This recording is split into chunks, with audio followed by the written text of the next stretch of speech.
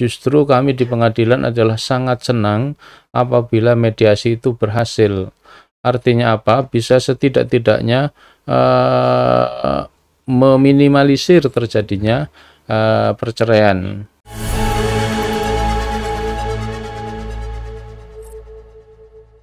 Oke, assalamualaikum warahmatullahi wabarakatuh. Kembali lagi bersama saya Rizka di podcast ISK. Nah, kali ini saya ditemani oleh Bapak Rifai dari Pengadilan Kudus. Halo Bapak. Halo, assalamualaikum warahmatullahi wabarakatuh. Waalaikumsalam warahmatullahi wabarakatuh. Apa kabar Bapak?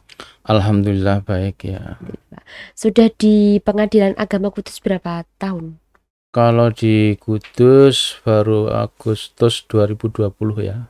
Baru 1 tahunan kemarin. Ya, tahun lalu ya. Kalau mulai di pengadilan ya cukup lumayan.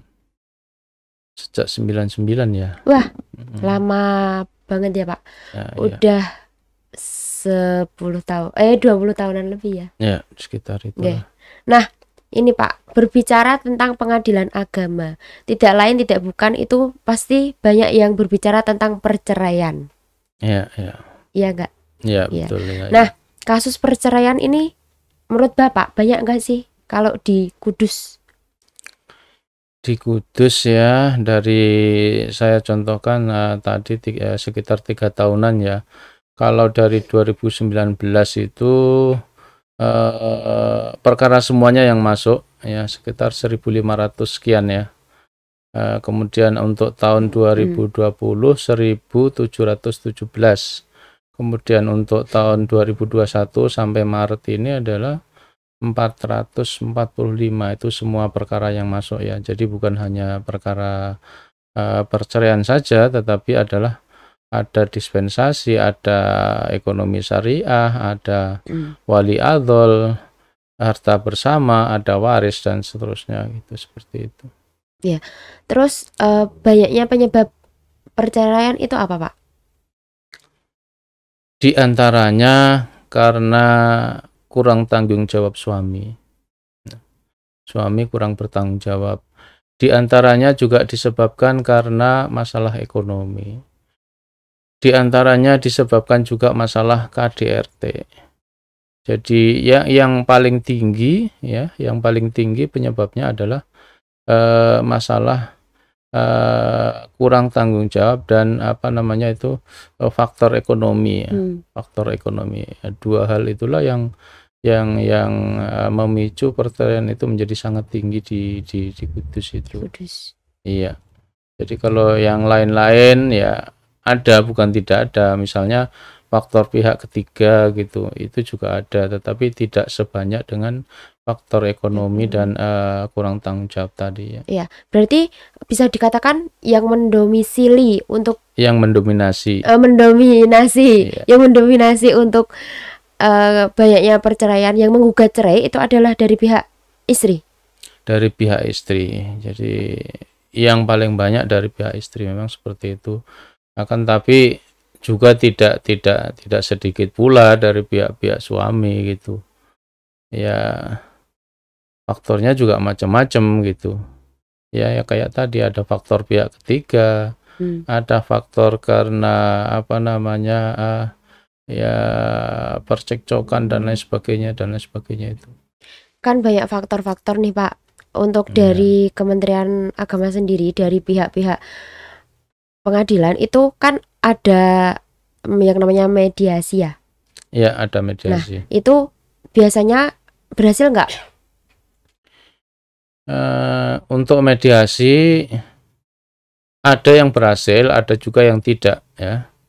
Untuk mediasi ini ada yang berhasil, ada yang tidak. Khusus di Pengadilan Agama Kudus untuk saat ini justru mediasi itu bukan lagi dari hakim, tetapi sudah dari pihak luar. Ya, dari pihak luar, karena hakim kami juga sedikit gitu ya. Jadi pihak luarnya itu dari pihak mana? Dari pihak luar yang bersertifikat mediator, ada yang dari UMK, dari kelompok pengacara juga ada gitu. Jadi para orang-orang yang telah bersertifikasi mediator. Jadi mereka-mereka inilah yang melakukan mediasi di Pengadilan Agama Kudus. Sehingga upaya itu kami mencoba untuk memaksimalkan. Justru kami di pengadilan adalah sangat senang apabila mediasi itu berhasil. Artinya apa? Bisa setidak-tidaknya meminimalisir terjadinya perceraian. Karena kan kita pahami bersama bahwa perceraian itu adalah jalan terakhir, jalan darurat ya. Iya. Sehingga kemudian kalau tidak ada lain ya memang itulah yang harus ditempuh itu. Seperti itu.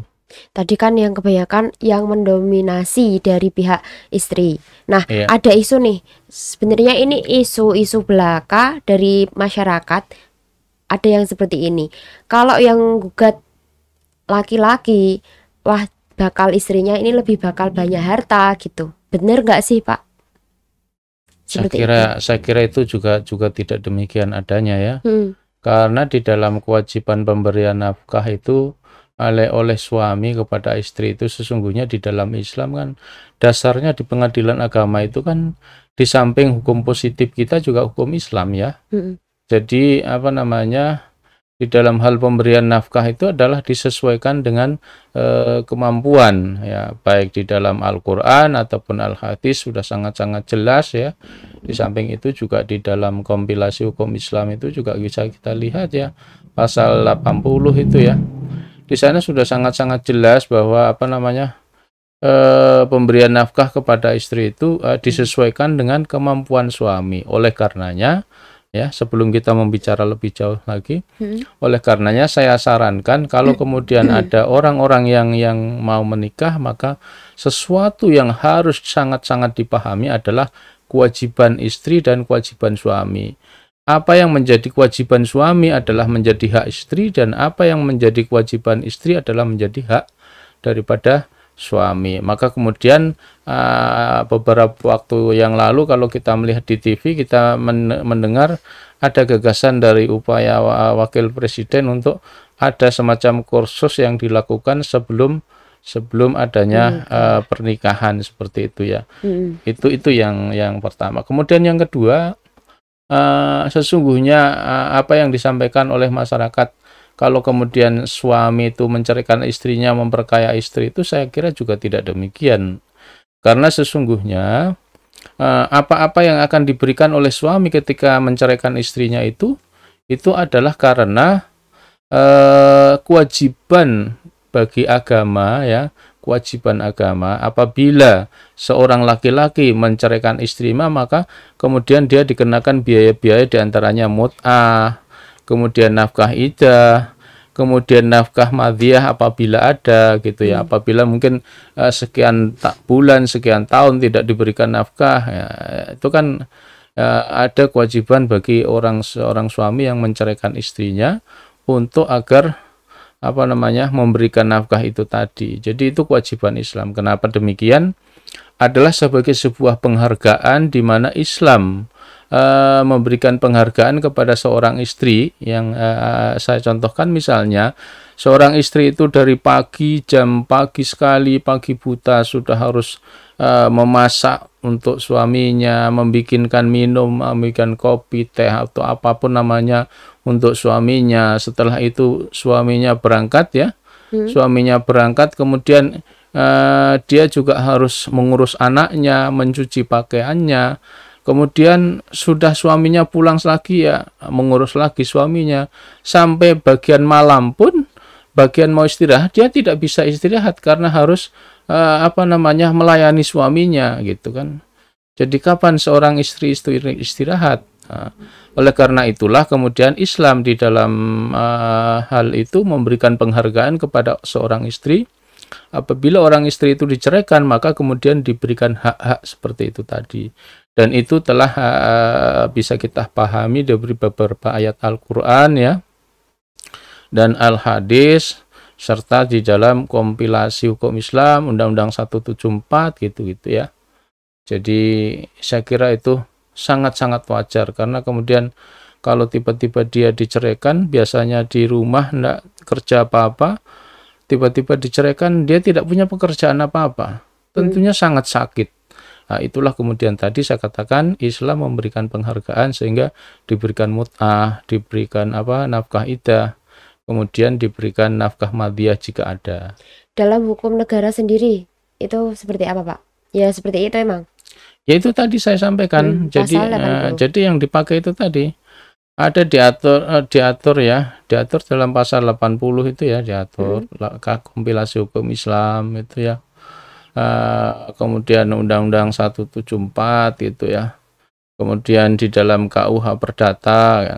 Kalau misalnya di dalam kompilasi hukum Islam itu di dalam pasal 41 misalnya, itu nanti bisa dilihat situ dengan jelas bahwa kewajiban apa sih yang harus diberikan oleh seorang suami ketika kemudian dia harus menceraikan istrinya.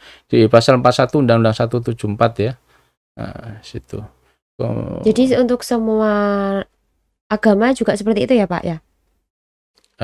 Kalau untuk semua agama saya kurang begitu memahami ya. Kalau Tadi kan di Kristen ada pasalnya. ya. Tadi kan ada pasalnya. Kalau di pasal 41 penggunaannya ya memaksimalkan pasal 41 itu. Pasal 41 itu kan sudah dijelaskan ya. Jadi bisa dikatakan semua agama juga seperti itu ya. Semua orang yang diceraikan oleh iya, kalau berdasarkan peraturan perundang-undangan jadi seperti itu. Memaksimalkan peraturan pasal 41 itu, Undang-Undang 174 itu. Tapi kalau di Islam adalah dirinci sekali ya. Dirinci sekali tadi. Ada misalnya nafkah nafkah iddah itu akan selama 3 bulan seorang istri yang diceraikan oleh suaminya itu dia tidak boleh menikah dengan siapapun. Ya, ibaratnya adalah orang yang dalam tawanan gitu. Sehingga dia harus diberikan nafkah iddah. Ukurannya didasarkan kepada selama di dalam masa rumah tangga itu diberikan oleh nafkah suami itu berapa setiap bulannya. Nah, itu patokannya. Jadi selama 3 bulan diberikan seperti itu. Begitu juga misalnya nafkah mut'ah gitu ya. Mut'ah itu juga diperhitungkan sudah berapa tahun usia pernikahannya itu. Jadi pemberian nafkah itu didasarkan kepada lamanya pernikahan itu. Oke. Berarti bisa dikatakan kalau menurut Undang-Undang 41 tadi itu semua yang menggugat cerai itu seorang laki-laki, jadi nanti seorang istri mendapatkan harta yang lebih banyak gitu kan? Bukan mendapatkan harta yang lebih banyak, mendapatkan haknya atas kewajiban agama tadi. Kalau di dalam aturan kenegaraan yang Undang-Undang 174 pasal 41 itu, jadi dimaksimalkan ya, dimaksimalkan. Akan tetapi sekali lagi kewajiban itu juga didasarkan kepada kemampuan suami itu.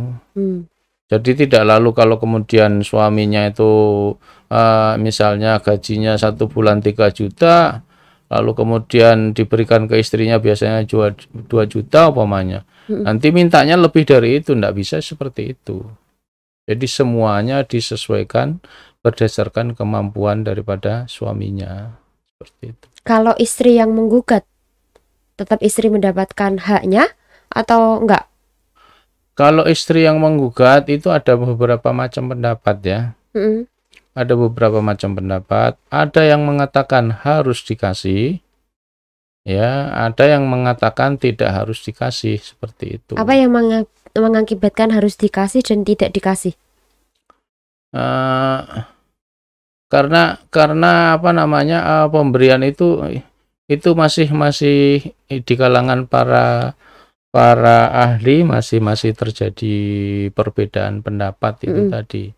Kalau yang satu mengatakan karena itu semua kewajiban agama harus dilakukan gitu. Tapi kalau yang mengatakan tidak ya karena itu kan istri yang menuntut. Contoh yang paling sulit lagi misalnya kalau kemudian istri itu menuntut suami sementara suaminya di persidangan tidak pernah hadir. Ya kan? Terus kemudian keberadaan suami juga tidak diketahui, lalu siapa yang dituntut? Kan tidak ada. Kalaupun misalnya hanya satu hanya 100.000 saja dia menuntut suaminya, tapi suaminya tidak pernah ada dan tidak diketahui keberadaannya. Lalu dituntut kepada siapa? Nah, itulah yang kemudian di Mahkamah Agung itu baru dimulai diupayakan.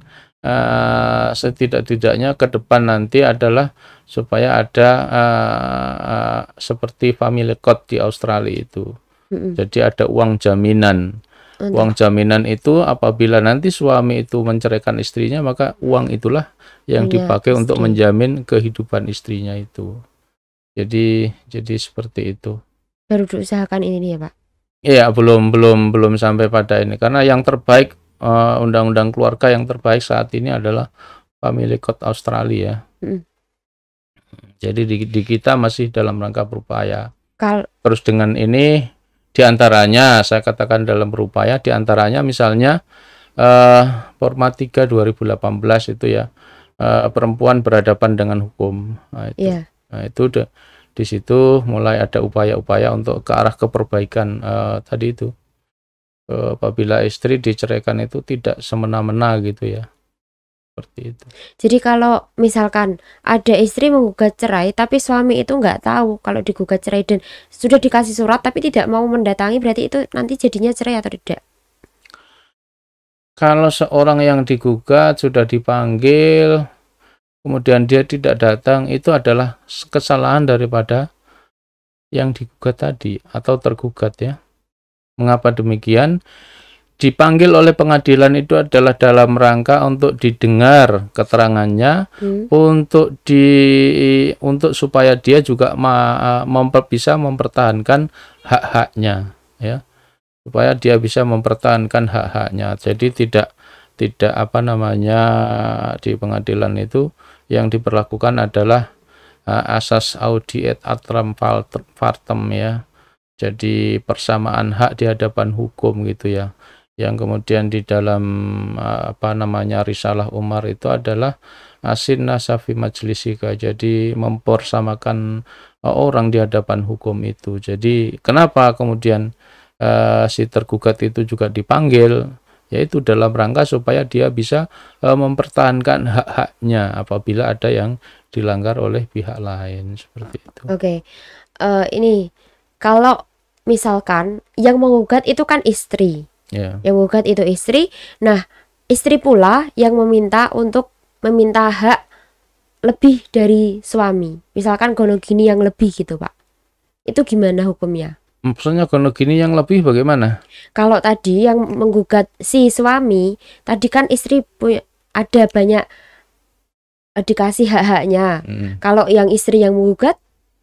Nah, kemudian menggugat harta gono gini gitu ya. Karena saya kira sudah jelas itu ketentuannya di pasal 35 itu Undang-Undang 174 ya. Itu kemudian di pasal 97 kompilasi hukum Islam, kemudian di pasal 119 KUH Perdata, semuanya itu sudah memberikan keterangan yang sangat-sangat jelas. Jadi ketika terjadi pisah rumah tangganya, maka hartanya itu ya dibagi menjadi dua. Tidak terlepas siapa yang mengusahakan dan apa namanya itu, yang penting adalah harta itu diperoleh semasa dalam perkawinan gitu.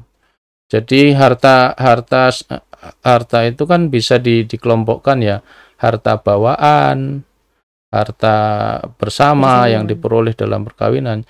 Jadi kalau harta bawaan menjadi tanggung jawab sendiri, tapi kalau harta bersama ya menjadi tanggung jawab bersama. Dan itulah kemudian kalau baik itu bisa hidup ataupun bisa mati ya dibagi dua gitu.